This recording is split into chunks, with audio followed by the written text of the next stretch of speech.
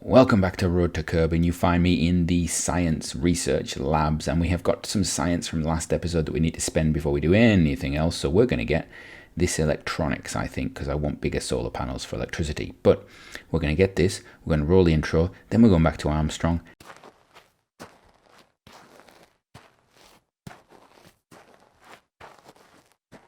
So before we can do anything, we are going to build ourselves a craft. We're going to take the bottom section of our exploration 2. We're going to stick a probe top on the top of it there for carrying some science samples. And we're going to load it up with science. And this is going to be going to Armstrong to do basically some science collection. So we have some missions. Well, we have one mission, which is to collect some magnetometer stuff and some biological sample material from around Armstrong. And currently we've got that Strategia mission for Armstrong, so we want to try and get all of that done that we can. So we're just trying to get this stuff done before we actually send a Kerbal there to go and put a flag on the moon. So we're loading it up. You can see we've got all the stuff that we've just got. We've got some solar panels there. We've got the extra science units underneath. We're just lining them up nicely. The idea is this is going to go to Armstrong, going to go high and low orbit, collect the science, and it's going to bring all our samples back and dump it through the atmosphere, and we're going to collect it and make lots and lots of sciencey wonderfulness there. So what we've got to do is get it out there. It has a mission to do that. We just need to do it. So there we go. We've put the bits and bobs on the side there. We're going to add some material science bays there, an extra biological sample there, because we know we can get one from high, one from low of each. Just squish it in a little bit, and we're sort of ready to go. We add an extra booster stage there, and we're sorted. And we're going to put some launch clamps on because we've now got those, which is really nice. Sort our fairing out, and off we are ready to go. So this launch was pretty easy, and I've got this sped up, I think, about 6 times, so you can actually I can talk relaxed and calm over the top of it. And I'm still torn as to what the best recording sort of approach for this series is going to be. A lot of the others have gone very much speedy uppy or most of the way through, and I like that. I think a lot of people can flick through it nicely, but I think sometimes you miss what's actually going through my head while I'm doing these things. So tell me what you think. Comment down below. What would you like to do? Would you like a mix of them? Would you like it all live? I could also in the future maybe, and I'm thinking about this, of doing a pure stock series where I just do basically like almost live stream style. So there you go. We're flying around, getting ourselves into orbit there. It looks very nice. I do like the folded out solar panels. It just looks better, and it allows you to make some much nicer looking craft without having to stick solar panels all around the outside and things like that. I did consider the material science bays that are sort of side mounted instead of the sort of truncate ones, but they just didn't fit the design. And sometimes these science units are really quite hard to fit into your designs. One thing I do like about realism overhaul and things like that is, particularly RP1, is that you can now have your science experiments in the different cores, and it takes up a space and a mass, and you can actually just put them in there, and I really like that aspect for all of them. I don't know if you can do it for material bays and things like that. I think you still have the special parts, but it'd be nice if you could actually change the shape of them, and they had a set volume or a set sort of minimum size in different directions, and you could customize them. One of the things I have done is I've kept this launch stage underneath 20 tons. So we're still on the 20-ton pad at the moment, and I'm quite enjoying that actually. I could put massive rockets up and do all these things in one go and send up 5 crew members and do all this stuff, but I quite like it. And we're building up our cash reserves as well, which means it would be really easy to do that. But I quite like the sort of consistency of having a single sort of launch style right now, which is what we're doing. And so we get out there, and we're around Kerbin, and we're just activating our science equipment because we can use it and get some science around Kerbin as well, because we haven't actually got some of this science around Kerbin. Anyway, we do our transfer, as you've seen, and we change our plane at the I think it's the descending node this time, but it's not. It doesn't really matter. I think no, actually it's ascending because of the position we're in. We speed our way out towards Armstrong. And one of the big issues I'm having is electricity. Okay, electricity becomes just like a constant drain for me, and these new solar panels are really helpful, but we've got a lot of equipment that takes a lot of energy, a lot of electricity to run, and particularly some of the scanners you're going to see coming up, they're just so hungry for power, and it's just so difficult. This one wasn't too bad, although transmitting back data from this actual science experiments, the magnetometer and things like that, did take a bit of a hit on the old electricity, and so we're sort of balancing that. When we're running the engine, it's not so much of a problem, but when we're actually in orbit, we had to leave it for a while. So we leave this craft in orbit, and it's actually quite a highly elliptical orbit where they fly around just like that. And you can see there, there's the elliptical nature of it. And it just went round and round and round, round a lot. So I've cut a lot of that out because it was just for a long time. You can see it's got, I think 20 days or something it was orbiting for before we started to bring it back. We transfer all of the science over to the pod at the top that we can, and we just bring that thing back. You do a burn, and we've talked about this in the past. We're looking at burning as if to bring down the periaps of our orbit around Rhode. That's what we're trying to do. And so we basically do that burn, sort of forgetting about the fact that we're around Armstrong in many ways is the best way to describe it. You look at the big picture, not the little picture. And so we come down around Armstrong, and there is that moment of decision. We're still gathering data, actually. We've still got our science equipment on. We've still got signal being sent out there. I am aware of if I lose electricity right now and I haven't armed things properly, we could have a bit of a disaster, but you know what, we just keep going because we might get extra little bits of science, and every little bit helps right now. So we fire our engines just to slow us down. We might as well, because you know what, we've got the fuel. You can see we're coming in, and this was not planned. We're coming in quite close to the Kerbal Space Center. I don't know if we should call it the KSC. I don't know if I like the name KSC for this one. The RSC we've already talked about being the Royal Shakespeare Company, so that doesn't work either. So comments down below in the chat or whatever. Tell me, what do you think as you hear the rest of the crafts exploding in the background there? What should we call it? The Rhodian Space Center? RSS, that would work. That would work. No, that'd be RSC again still. Space Center begins with a C. Anyway, we'll think about it. The Kerodian, no, that doesn't sound good either. Anyway, so we're coming through the atmosphere, and I really like this atmosphere in this. I really like Parallax's sort of design impact on this planet. I really like the actual look of Rhode. I think it just looks a bit like something that's you've moved to, you've started to colonize, but it's not quite home. It's got some of that vegetation forming, but yeah. So we go down, we break something. What have we broken? Please tell me I haven't broken anything important. Well, we hit F3 actually, and we bring up the little screen that will tell us, have we broken anything important? Scroll down. I'm a little worried at this point I've broken some science. No, I've actually just broken an antenna, which was retracted, but for some reason exploded. So we got a load of science. Wonderful, perfect, very happy with that. We got some money back because we landed near the Space Center. We're going to call it the Space Center. That's it. It's just the Space Center. We're going to have to build our own one somewhere else because it's doing my head in. So while that was happening, up in orbit, we still have our mapping satellite, and that is just basically spending time flying through, well, sorry, not flying through the atmosphere, it's flying around the planet. We've got a lot of the elevation data on this already. What we're actually looking for now is the visual and the biome data around Rhode, and we're getting some science from it. We're actually getting a lot of stuff from it. It's helping us complete some Rhode contracts regarding science from orbit. I think we've got one science from orbit from it, I think, possibly. However, it's very nice. You can see we're starting to see more and more of Rhode, but we've now got Armstrong we need to look at, don't we? So, with the science that we've got from that and our return craft, we can have a look around and see what else we can actually purchase.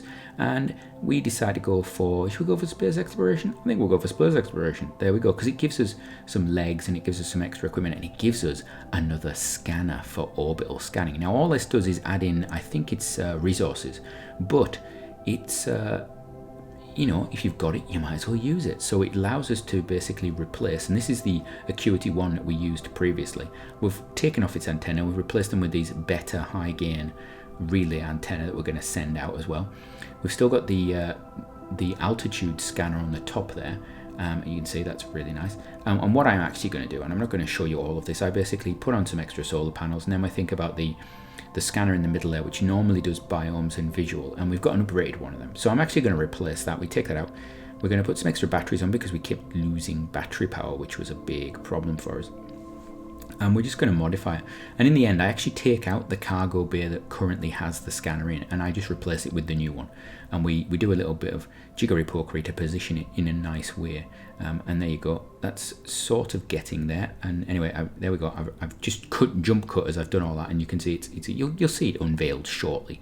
So this is going to have to go to Armstrong. So we're going to launch it. So we do actually have a mission, a ScanSat mission, which is to scan the surface of Armstrong for biomes, for visual sort of appearance, and for its altitude, its slopes and things like that. So we're setting this up, and it's also going to give us a resource scan, which is really nice because we don't have that of Kerbin, and we don't really need it actually. We don't need to know where the resources are on Kerbin. We can launch them from Kerbin, from Rhode. It's Rhode, we're on Rhode.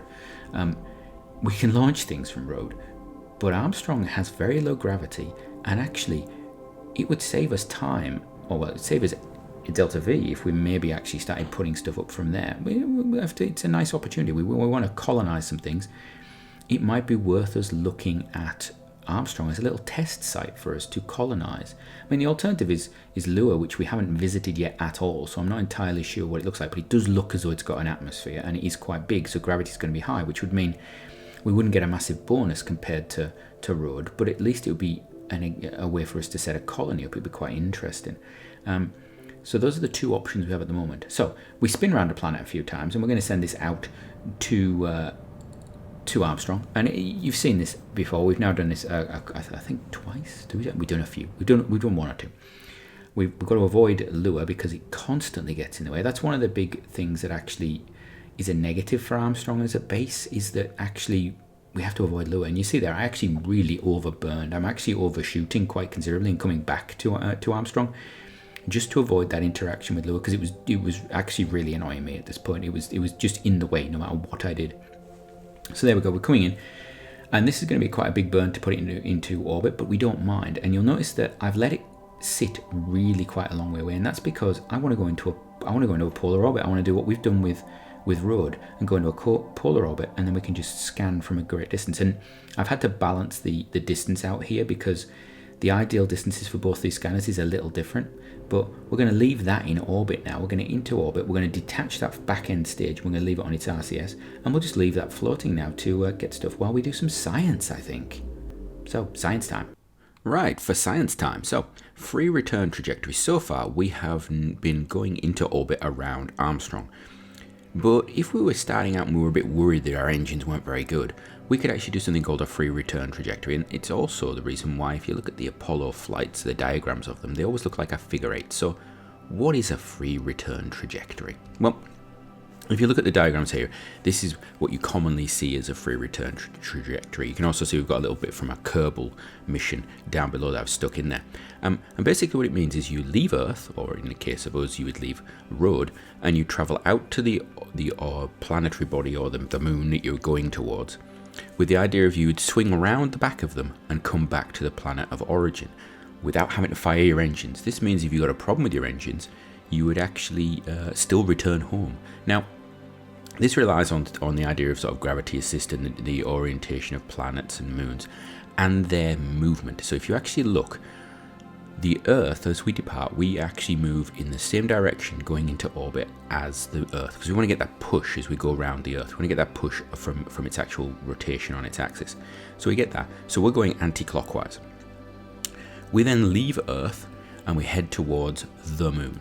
And what we want to do is we want to go across the leading edge of the moon. That's the edge that's facing its direction of travel. And that will actually mean that we don't gain too much energy going past the moon. We don't get too much of a gravity assist. Now that means as we come around the moon, its gravity pulls us back, and just enough so we come around the back and we spin back out into, hopefully, a close approach to Earth. Have a go on Kerbal. I think I may do a tutorial on this actually in the game at some point to try and show you how to do it, but we could do this if we were trying to be careful, and we might try and do this with some of our next flybys. We might try and do a proper flyby return to the planet, but we will see. So back to me.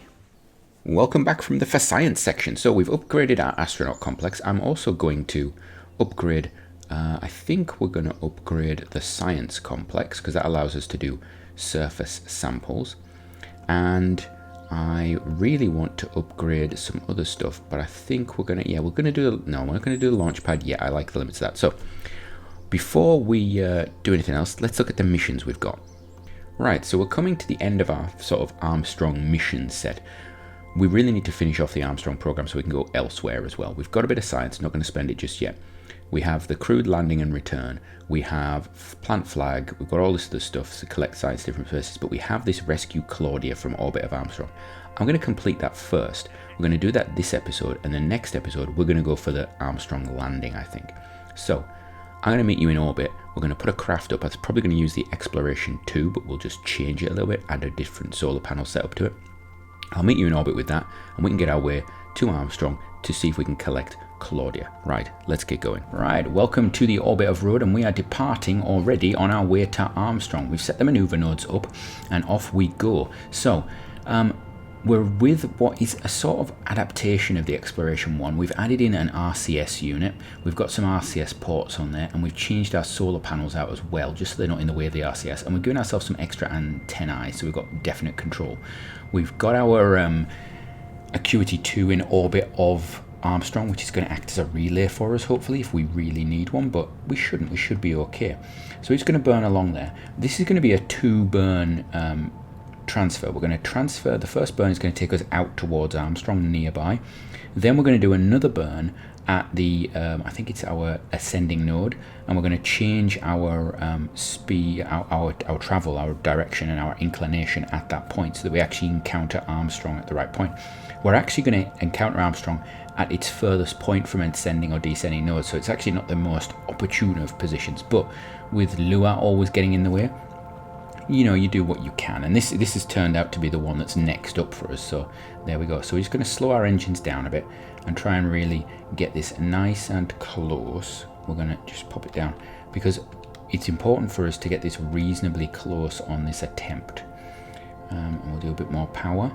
We want to get reasonably close, and then we're going to cut it, and we really want to get this burn to be as close as possible because it makes it just easier later on when we're refining that next one, if we can get this one nice and close. So there we go.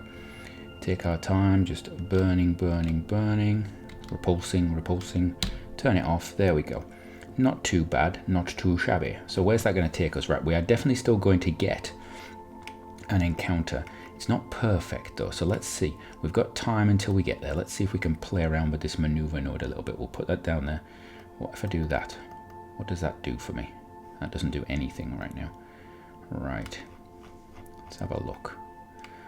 I think we're gonna, oh, we're actually, is that gonna be an encounter with, I don't want to, oh no, that's actually, that's going to be if we keep going on that route. Okay, so that would be after encountering this. That's not a problem. Right, so we want to do that in one day. That's going to be all right. So we need to have a look at this and see, right, what are we doing? Let's do a bit of, there we go. This is nice. We want to be on the other side. We want to come around the other side of the planet, or moon even. And we're coming near the equatorial, which is nice. And we're actually coming really near to that orbit of Claudia's scrape. Cool. So we're going to do that. So we're going to just warp towards that maneuver node because, you know, it's just got to be burned. And that's going to take us 11 seconds to do. So we've got loads of time to prep for it. We are in the dark at the moment, which is not great. I would prefer it if we actually had some sunlight, but you know what, you live with what you've got. We're going to put ourselves just to there. And there we go. So the aim here is not to get an immediate rendezvous. It would be nice if we got an immediate rendezvous as we go into the sphere of influence, but you know what, if we don't, we don't. And we're just going to go along there a little bit, get closer. We need to be within a few seconds of that node, and then we can just fire away. There we go. Nice and close. Bring it in nicely. We're doing really well here. Just ease it out, and then we're just going to finish off with a little tiny bit of thrust, and I'm tempted just doing that. We could actually finish it off with RCS if we really wanted to. So let's have a look. Oh, that's perfect. We don't actually want to touch that at all. We're happy with that. So let us make our way to this sphere of influence, get ourselves back on the view of our craft. We're going to warp all the way up here first of all, nice and fast. Make sure we've got electricity. We do. We've got electricity flowing in, so that's nice.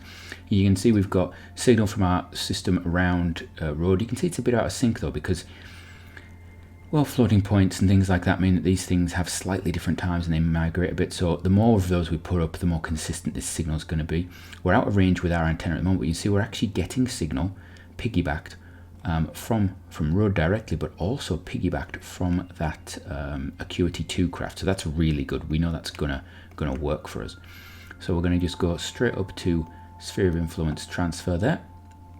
Get nice and close, and then this is where the fun begins, because we're going to actually start setting that as a target, and we're going to see, right, how close are we going to get once we're in the orbital plane. So we're just going to fast forward a little bit until we get into that orbital plane. We know we don't need a lot of delta V around Armstrong for this, and now there we go. So actually, you know what,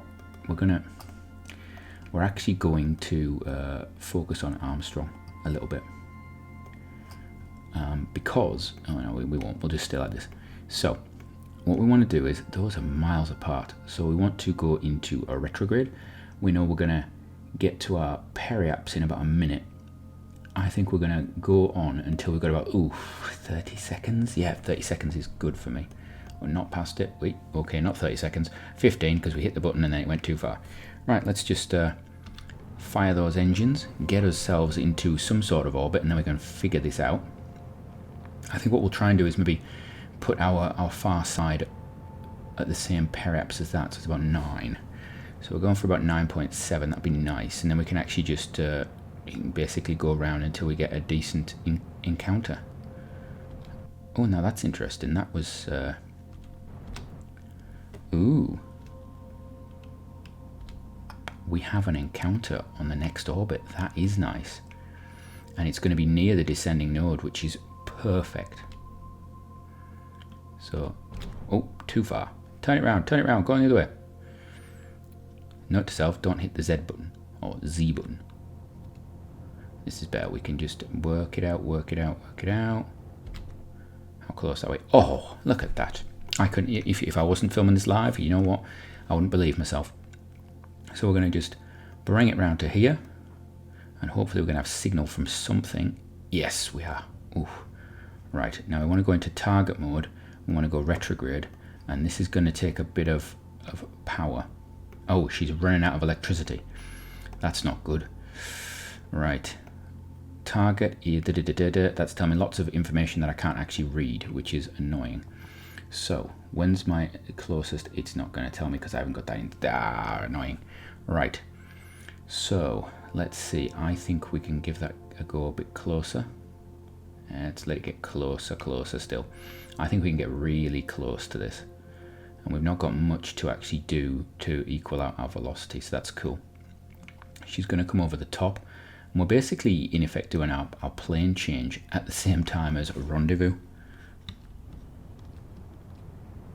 There we go. Ooh, close.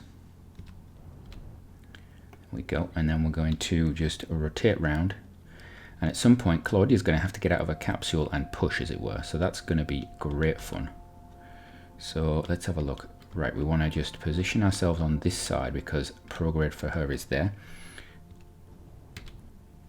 There we go. Do that to there. Pull it over a bit. And then we want to go down a bit. I don't want to be too far that way, actually. I just want to be on the other side, just a smidgen, just there. Yep, that's good. And then we're going to just pull it in.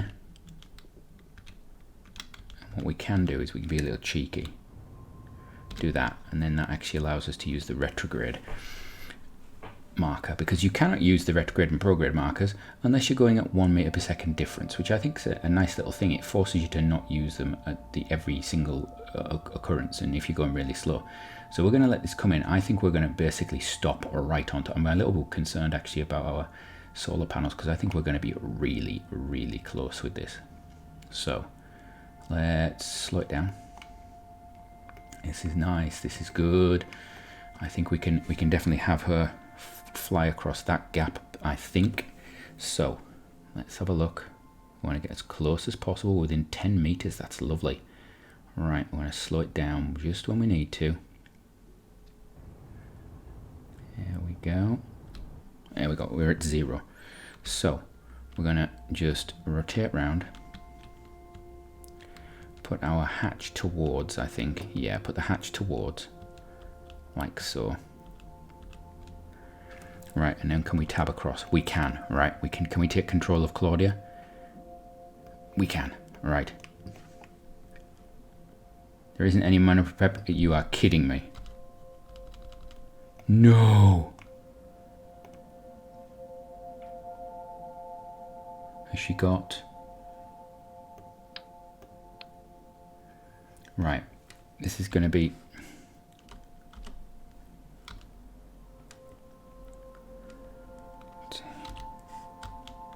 Oh no. Oh no, no, no, no, no. That's not good.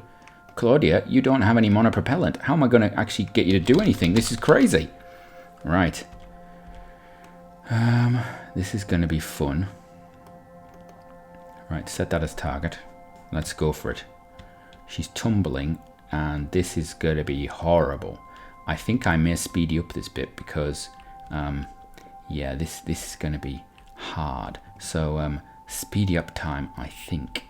Right, so this is speedy up past me, past future me. I don't know which one it is. Anyway, I thought this was going to be really horrendous, and it was difficult, but it wasn't actually as hard as I thought. So you see the tumbling Kerbal there. This is, by the way, this is at 3 times speed. So I thought I was going to have to speed this up about 8 times to make it look at all good. But 3 times. The Kerbal is tumbling, and I was actually really concerned about this because you can't just control the Kerbal and stop its tumble because it doesn't have any EVA pack. It doesn't have RCS in its EVA pack. So I was sort of like, this is not working. You see there, I made a pass there and I thought, I wonder if I can reach out and grab it. Didn't work. And so I just slowly, and I was expecting this to take a lot longer. Slowly bumped it. And by bumping the Kerbal, I sort of managed to slow its roll a little bit. And we were using the antenna. I didn't actually hit the antenna, but by just rubbing. You see they're rubbing. Just trying to rub the Kerbal straight. And there we go. Yes! Hey! That is wonderful. Without RCS, we managed to catch her on the craft. That was superb. Unbelievable. Well done. I don't know who was flying that, but it doesn't feel like it was me. Right. Let's get it aboard. Whew. So, we now have a piece of rubbish floating around Armstrong in the form of a capsule. We'll probably get that later if we get the equipment to actually grab her. Note to self, if you do this in future, remember that they may actually not have RCS in themselves. That's not a good thing. Maybe that's a patch. Maybe we need to check on the updates. I think this might be 11.1 or 1.11.1. Maybe it's something that actually is a glitch and I need to fix that. Right. Time to get her home. So, whew, that was interesting. Let's go home. Come on, Claudia. All right. So, to go home, well, you've seen this before. We basically look at, right, which way we're traveling. We want to head back towards the planet. We're going to add a maneuver node. We're going to go like that. There we go. Brilliant. Don't need that much. That's crazy talk. There we go. And there we are. That's okay, is it? Don't want to hit lure. When's that going to happen? 1 day. When's that going to happen? 1 day, 4 hours. That's going to be 1 day, 2 hours. Interesting. You know what? We're actually going to let lure go past, I think, because I don't like the look of that. So let's go forward a little bit in time. Do a few orbits. There we go. Right, now let's have a look. We want to do a burn from here. Right. So, let's go. Yeah, that's it. Right. Put ourselves on the, go to there, go on to prograde when we get there, and then we'll be ready to go. Rock and roll. Right. This, heart pounding. Note to self, don't do that again unless you've got something to grab the craft with. We'll just bring the whole capsule back next time. I think it'd just be easier. Find some cargo bays or something. So Claudia, you are definitely going to be special because we're not going to get another one of you for a while, I don't think. Alright. Prograde it.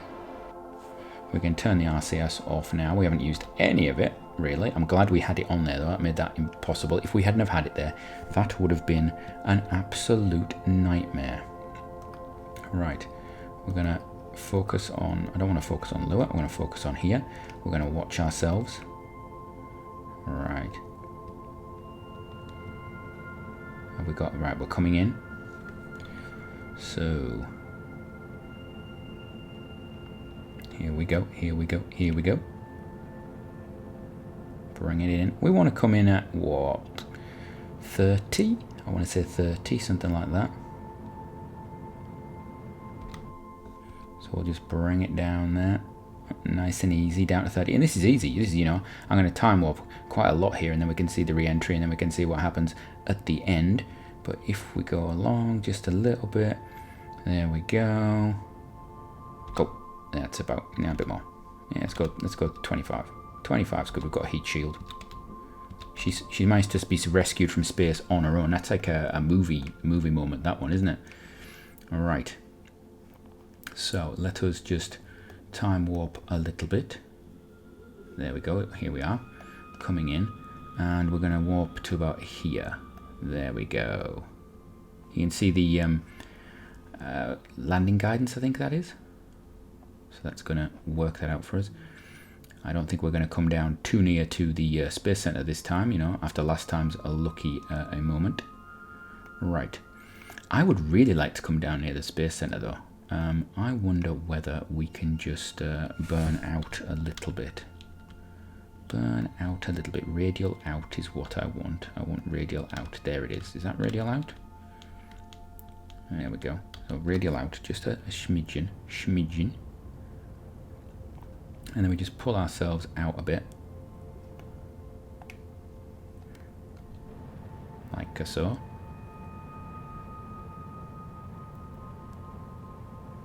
About 50. Just skim through that atmosphere. So what I actually want to do now is get to about here. And what's my speed? I've got loads of delta V. So if I come down to about here, and then I start slowing down. Yeah, that's good. It's gonna pull me in nicely. We can try and get somewhat near to, you know what, I'll do that a bit actually. Go there. A bit less than that. Do it to there. Yeah, actually do it at that point. Bring the whole thing in like so. We're going to use every little bit of fuel we've got. Perfect. That's good. We like that. Right. Off we go. Bringing ourselves in. We're going to be in the dark, which is annoying. What's that? That's the island airfield thing, which we sometimes see. Now we're going to decouple our thing, but we're actually going to arm our parachutes first because I'm not sure on Claudia's controllability at this point. So we're getting close there, and you know what? We're going to fire off now. We're going to fire off now, and we're going to see what happens. We're going to try and bring ourselves down as quickly as possible. Really slow our craft down. Make this a nice, easy landing is what we really want. Right, we're coming down. So we're definitely coming in now because our periaps is below 50. We know 50 is probably atmospheric top end for this. Of course, in the real world, around Earth, your atmosphere sort of fades off. Even the International Space Station gets a little bit of drag now and again from particles in the atmosphere. So it's not really a fixed line like Kerbal represents. So I think we're going to run out of fuel, and then we're going to be on RCS, which I should actually have been firing first because its ISP is not as good, but we're not doing that, so there we go. Alright, doing that all the way down, bringing it down. Let's have a look on the map view. There we go. So it's predicting a landing there. I want to go a bit more. And I actually would like to go north. Is that no, that's not north. That is not north. Is that north? That is not north, I don't seem to remember. I think that's north, so we'll do that.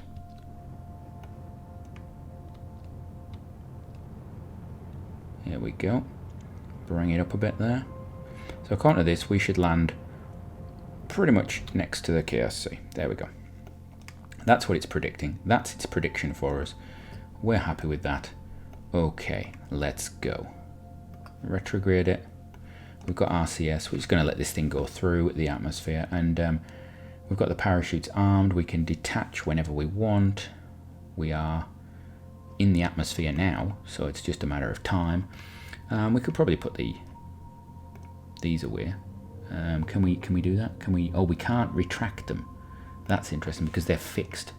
Okay. So they should fly off pretty quickly, actually. They should break reasonably quickly.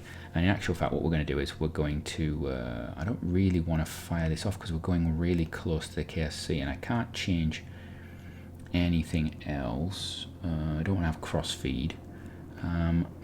We can decouple that. Now, interesting, these have still not broken. How are these solar panels not broken? Is that a glitch? That's unbelievable. They should have been ripped to shreds by now.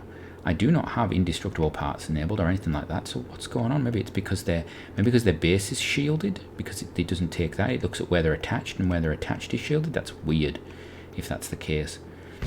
Oh, correction, they are gone. Oh no, one is. We better get rid of that. So, yeah, maybe it was the speedy up. That's what it was. Right. As the remnants of the craft coming through, we detached quite quickly there. So there we go, coming down. How close to the KSC are we going to be? Let's activate the navigation. We are 100 miles away. That prediction was terrible. That was absolute. Oh, it's going to make it though. Actually, looking at that, it probably will make it. So we're going to be 100 kilometers away. That's terrible. That is a nightmare. Let's speed you up a bit. Oh, no, it's not going to make it. It's going to explode into lots and lots of pieces. Oh, actually, we might not be. No, we're slowing down really quickly now. This is, yeah, we're going to be miles off. We're going to be on this side of this big mountain range. Is that the mountain range that we sort of fell down at the start? I can't remember. What we do know is that the ground is all crazy over here, so this will be interesting. It's a night landing. Oh, it's nice. We've got lure there and something in the... If that is another moon or a star or something, I'm going to be just annoyed. Right, we're flying over some rocky terrain of some sort. We're coming down. Parachute has engaged. Full power parachute now. There we go. It's dark. Not in the trees. Yeah, we go. No trees and bushes. No trees and bushes around. So that's if we're 66 kilometers away from the KSC.